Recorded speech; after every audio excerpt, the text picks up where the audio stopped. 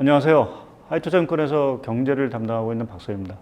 오늘은 그 외환시장에 대해서 좀 말씀을 좀 드리겠는데요. 뭐 아시겠지만 그 원달러 환율이 1,300원을 넘어가는 조금 이제 불안한 장세 흐름이 좀 나오고 있고요. 뭐 같이 맞물려서 주식시장도 6월달 들어와서 상당히 힘든 한 달이 좀 되고 있는데, 과연 이 외환시장에서 의미하는 그 원달러 환율이 과연 무엇일까? 또 앞으로 원달러 환율의 방향성, 뭐 그것이 이제 한편에서 보면 이제 주식시장 흐름과도 상당히 뭐 연동성이 있는 부분들이기 때문에 향후 원달러 환율의 어떤 방향성, 또 그것을 좀 좌우할 수 있는 변수, 뭐 이러한 것들에 대해서 오늘 좀 설명을 좀 드리도록 하겠습니다.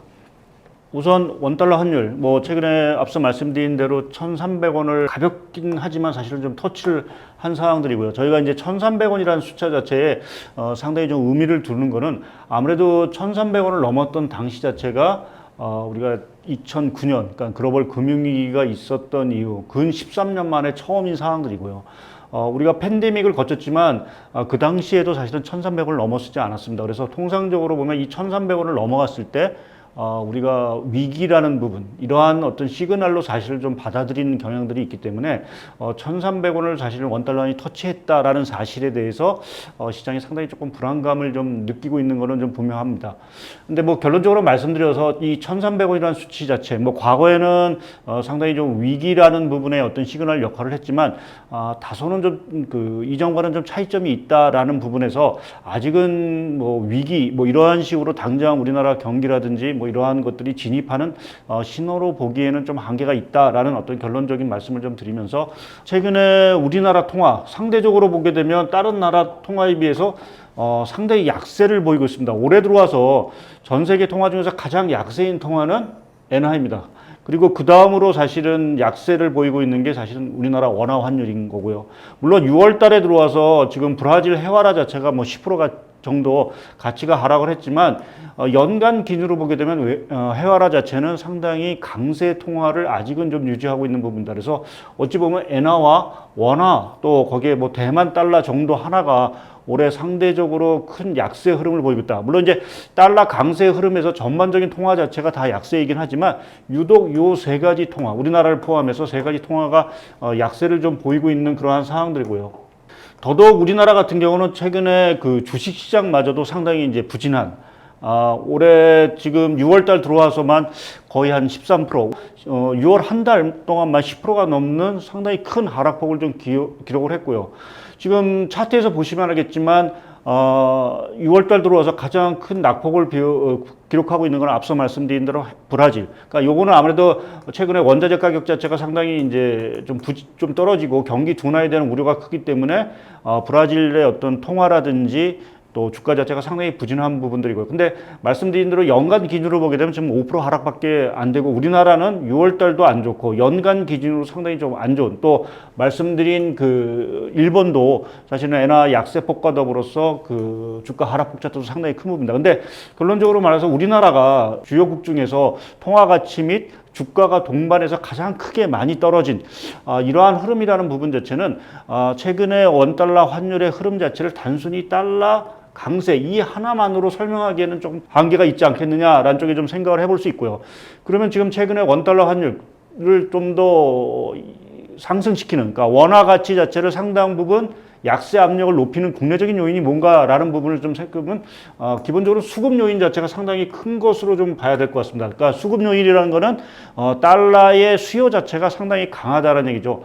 그러한 그 달러 수요 자체를 상당히 강화시키는 그 가장 주된 요인 중에 하나가 외국인의 매도세입니다. 뭐 아시겠지만 지금 6월 달 들어와서만 외국인이 지금 거래소 기준으로 5조 이상을 사실은 지금 순매도를 하고 있는 상황들이고요. 연간 기준으로 보게 되면 지금 6월이 채 끝나지는 않았지만 약 한 15조 원을 지금 상반기에 매도를 하고 있는 상황들입니다. 그러니까 지난해 같은 기간에 한 14조 원을 매도했으니까 거의 비슷한 수준을 좀 매도하고 있는 상황들이고요. 특히 우리나라 같은 경우는 팬데믹 이후에 외국인이 지속적으로 지금 팔고, 뭐 끝물은 지금 외국인을 어떤 매도세가 이어지면서 지금 전체 주식시장에서 외국인 비중이 30%를 사실 깰 듯한 이러한 모습을 좀 보이고 있습니다. 그러니까 외국인이 이렇게 주식을 많이 판다는 것은 그만큼 이제 달러 수요가 상당히 강하다라는 부분, 많다라는 부분에서 원달러 환율 자체가 상당히 올리는 그러한 요인이 되고 있고요. 또 한 가지는 뭐 잘 아시겠지만 우리나라는 지금 이 유가 또 에너지 가격이 급등하면서 무역 수지 자체가 이제 적자 폭 자체가 상당히 커지는 위험을 사실은 지금 안고 있는 상황들입니다.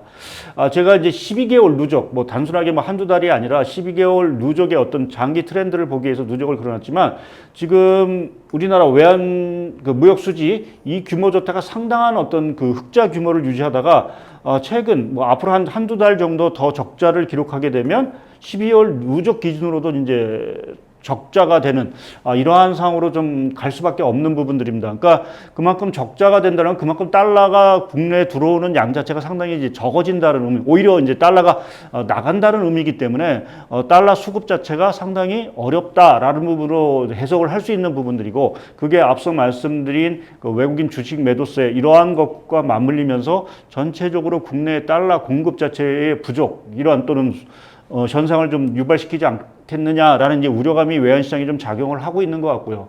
거기에 하나 더 붙여서 최근에 조금 불안감을 더 심화시킨 게 반도체 업황부진입니다. 뭐 최근에 우리나라 대표적인 뭐 반도체 주식들 자체가 상당히 안 좋은 상황들인데 이렇게 업황이 둔화가 되면 당연히 우리나라 그 수출이 안 좋다는 얘기고 그 수출이 안 좋았을 때 문제가 되는 거는 이 반도체 쪽에서의 무역 수지 부분입니다. 뭐 지금 차트를 보시면 알겠지만 그래도 우리나라 반도체 쪽에서의 무역 수지 흑자 규모가 상당히 큰 상황들이기 때문에 그러한 것이 어느 정도 에너지 쪽에서 오는 적자 부분을 상당히 커버를 해줬는데 이것이 만약 그 무역 수지 흑자 규모가 줄어든다라고 하면 결국 당연히 우리나라 전체 무역 수지 적자 규모 자체도 더 커질 수밖에 없는 그러니까 이러한 것들이 결국 달러의 어떤 수요 공급 차원에서 공급 자체가 상당히 부족해지지 않겠느냐라는 어떤 심리 자체가 지금 원달러 환율의 어떤 그 상승 기대감을 더 부추기고 있는 부분들이고요.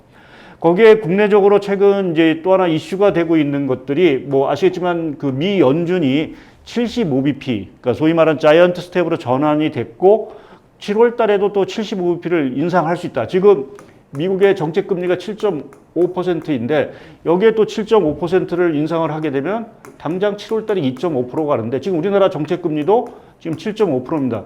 근데 우리나라 정책 금리 자체를 이번 7월에 인상을 할 게 거의 확실한데 만약 그 뭐 맥시멈으로 봐서 한 50bp를 인상을 한다고 하면 우리나라 정책 금리는 2.25%.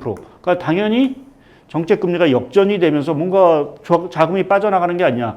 과거에도 보게 되면 그 한미 간의 정책 금리가 역전이 될 당시에 뭐 시차는 있지만 원달러 환율 자체가 조금 불안했던 모습들이 있습니다. 그래서 이번 경우에도 사실 뭐 7월 한 달의 문제가 아니라 앞으로 하반기 전체적으로 미국의 금리 사이클 자체가 상당히 강화됐을 경우 한미 간의 정책 금리 자체의 역전 흐름 자체가 상당히 강하게 나타날 수 있다. 라는 부분 자체가 최근에 조금 하나 원달러 환율 자체의 불안을 조금 가중시키고 있는 것 같고요.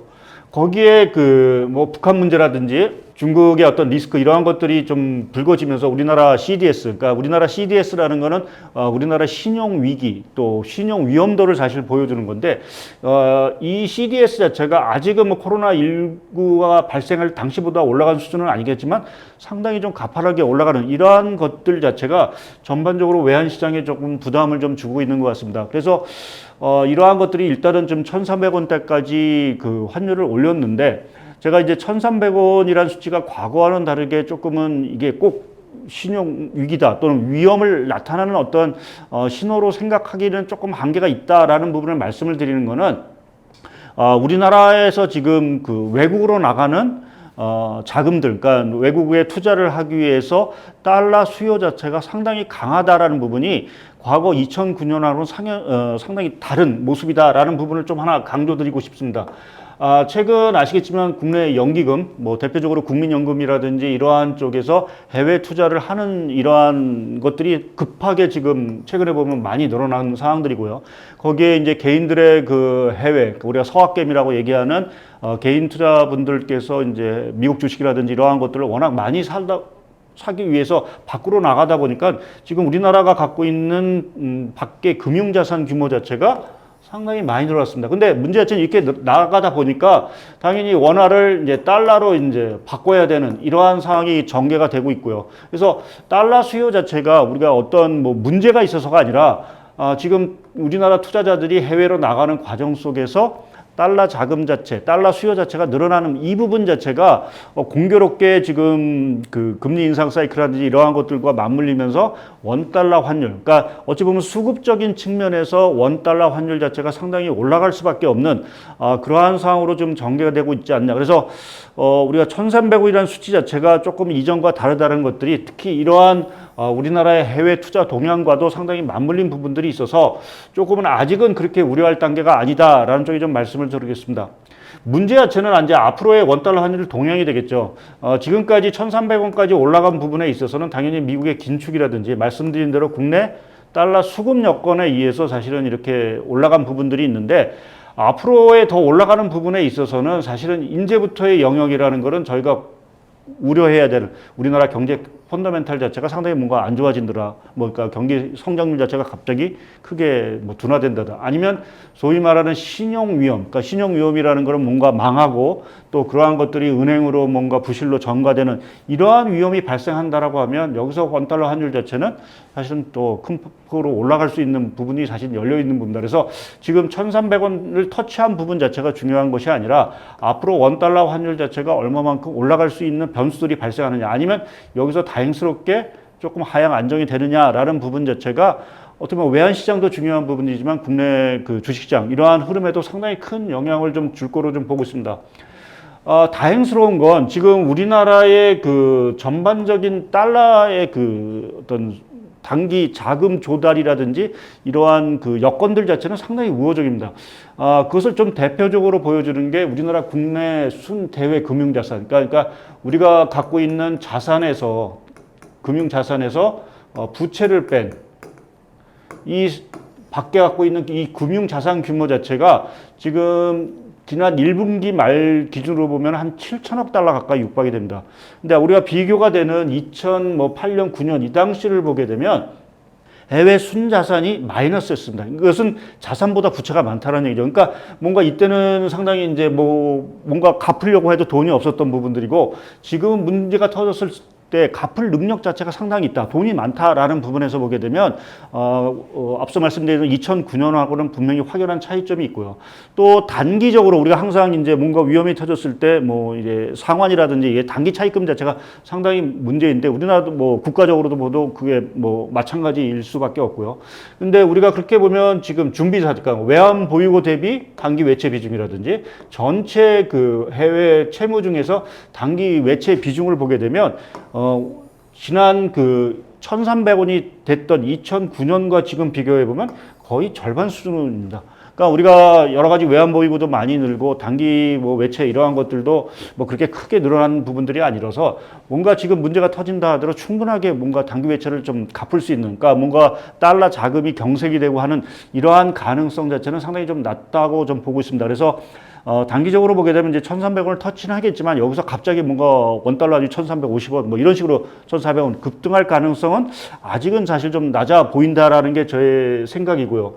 이제 문제 자체는 이제 말씀드린 대로 그 지금부터의 어떤 원달러 환율의 영역, 특히 이제 상승하는 부분에 있어서는 우리가 경기 침체라든지 또는 말씀드린 여러 가지 자금 경색과 관련된 신용 리스크가 사실은 좀 발생하느냐라는 부분 자체가 중요한데 그러한 측면에서 보면 사실은 지금 미국의 달러화 흐름, 특히 이제 최근에도 계속해서 이제 정점을 계속 좀 경신을 하고 있는데 다행스럽게 최근에 조금은 좀 둔화되는 모습을 좀 보이고 있습니다.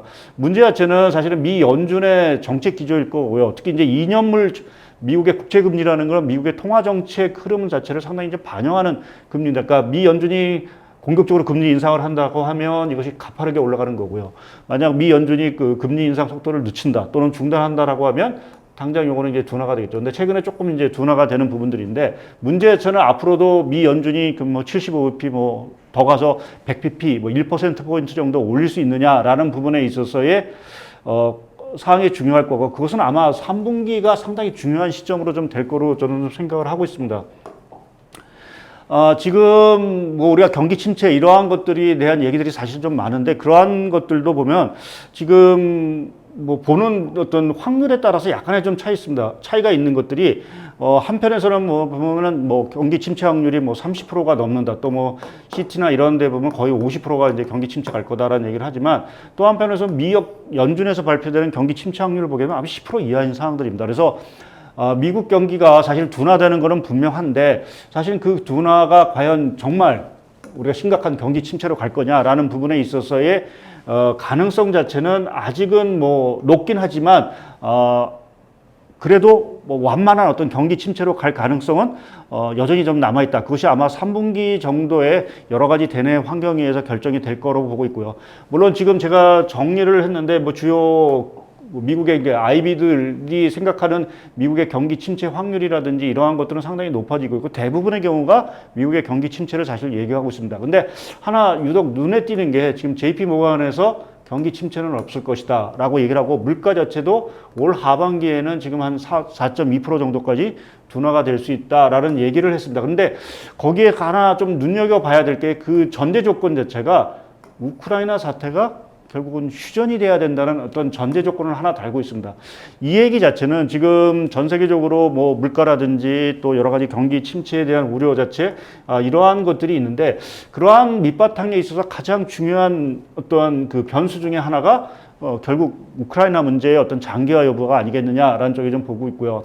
지금 문제가 되고 있는 그 유가 얘기를 자꾸만 드리는 것들은 지금 미국이 여러 가지 이제 금리 인상을 통해서 물가를 뭐 강하게 통제하겠다. 뭐 파월 의장 자체도 물가를 최우선 과제로 하겠다라고 얘기를 하지만 사실은 지금 미 연준이 금리를 인상을 통해서 통제할 수 있는 물가라는 거는 사실 유동성을 줄이거나 또는 자산 가격, 이건 뭐 대표적으로 이제 주택 가격을 안정시켜서 임대료라든지 이러한 것들을 안정시키고 이것을 결국 서비스 물가의 안정으로 유도하는 이러한 것들이 하나의 방안이 있을 거고 또 하나는 결국 수요를 줄여서 이제 그만큼 이제 물가 자체를 이제 잡겠다라는 부분이 아마 금리 정책의 타겟일 것입니다. 근데 문제 자체는 미 연준이 금리를 올린다 해도 사실은 뭐 팬데믹 문제라든지 특히 뭐 에그플레이션, 뭐 농산물 가격이라든지 또 지금 우크라이나 사태로 인한 이러한 에너지발 위기 또는 에너지 가격 급등 자체는 금리 상승을 통해서 사실 통제할 수는 없는 부분입니다. 특히 우리가 지금 미국의 물가를 부분별로 이제 올라가는 그 요인들을 좀 분해해 보게 되면 미 연준이 말씀드린 그 통제할 수 있는 이 부분의 물가하고 통제할 수 없는 그러니까 에너지라든지 식료품의 어떤 물가의 상승 기여들은 거의 절반 수준입니다. 그러니까 지금 그렇게 보면 연준을 통해서 물가 압력을 하는 거는 뭐 어느 정도는 가능하지만 이 통제되지 않는 부분에 있어서의 물가 자체는 결국 우크라이나 사태 문제가 어떻게 해소가 되느냐라는 부분 자체가 당연히 중요할 수밖에 없습니다. 근데 문제 자체는 지금 이 부분 자체가 아직 좀 불확실하다는 얘기죠. 특히 이제 겨울철을 앞두고 지금 유럽의 에너지 가격에 대한 불안감 자체가 상당히 커지고 있습니다. 뭐 그러한 것들을 최근에 반영되는 여러 가지 뉴스들을 제가 쭉 정리를 해놨는데요. 지금 유럽이 좀 에너지를 배급제하겠다, 여차하면 라는 얘기가 나오고 있고 특히 독일 같은 경우에는 지금 탄소 중립 정책을 일시적으로 중단하는, 그러니까 그동안 거의 사용하지 않았던 석탄 발전소를 이제 재가동할 정도로 에너지 문제가 좀 시급해졌고요. 또 최근에는 그 러시아 가스 공급 중단에 대비해서 지금 가스 공급 경보를 1단계에서 2단계로 상향을 좀 시켜놨습니다.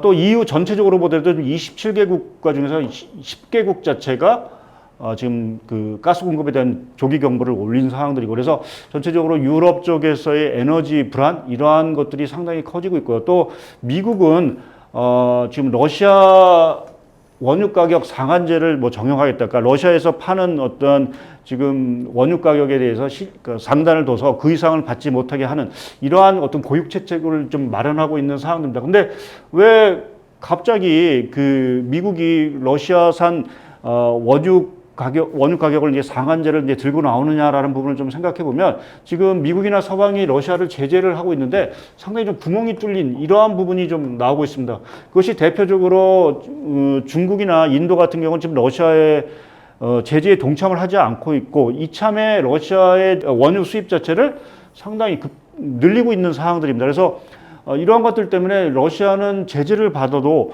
사실 지금 에너지 수입이라든지 이러한 것들이 줄지가 않고 있습니다. 그러한 것들을 반영하는 게 지금 러시아 루블화 가치인데요. 보시면 알겠지만 전쟁이 터지고 나서 루블화 가치가 자체가 이제 폭락을 한 거죠. 폭락을 했다가 의외로 사실은 지금 루블화 가치 자체가 안정 또 강세로 되면서 지금은 전쟁 전 이전 수준까지도 사실은 떨어진 상황들입니다. 그러니까 제재에 대한 효과 자체가 상당히 없다라는 부분이죠. 뭐 그러한 측면에서 보게 되면 저희가 과연 이 러시아 제재라는 부분 자체를 계속을 해야 되는지라는 이제 의문이 하나 이제 커질 수 있는 부분들이 있고요. 또 지금 분위기상으로 봤을 때 유럽 내에서 종전에 대한 여론이 전쟁을 계속하자는 여론보다 상당히 좀 많은 상황들입니다. 그래서 지금 제가 말씀드리는 어떤 내용을 좀 요약해 보면 지금 우리가 물가라든지 뭐 여러 가지 경기 침체 얘기들이 많이 나오고 있는데 그러한 어떤 우려 자체를 과연 진정시킬 수 있는 것들이 뭐겠느냐라고 보면은 지금은 뭐 미 연준의 금리 인상 사이클도 상당히 중요한 부분들이지만 결국 우크라이나 사태 자체가 어떻게 되느냐. 저희가 뭐 최근에도 자료를 냈지만 우크라이나 출구 전략이 과연 3분기에 가시적으로 나오느냐라는 부분 자체가 전 세계 경기라든지 물가, 뭐 중앙은행의 어떤 금리 정책 이러한 부분에 있어서 가장 중요한 변수가 되지 않겠느냐라는 쪽에 좀 생각을 하고 있고요. 다행스럽게 만약 3분기에 뭐 우크라이나 전쟁이 어느 정도 이제 좀 종전의 수순을 밟는다라고 하면 의외로 아까 뭐 JP보건에 얘기했듯이 좀 물가도 안정이 되고 경기 자체도 상당히 좀 좋아지는 이러한 그림을 갈 거고 오히려 뭐 전쟁이 더 격화돼서 겨울에 뭐 진짜 러시아가 유럽으로 가는 가스관 어떤 밸브 자체를 완전히 잠가버린다. 그래서 공급이 안 된다라고 하면 겨울철에 우리가 에너지 대란이라는 부분이라는 부분을 경험할 수밖에 없습니다. 그것은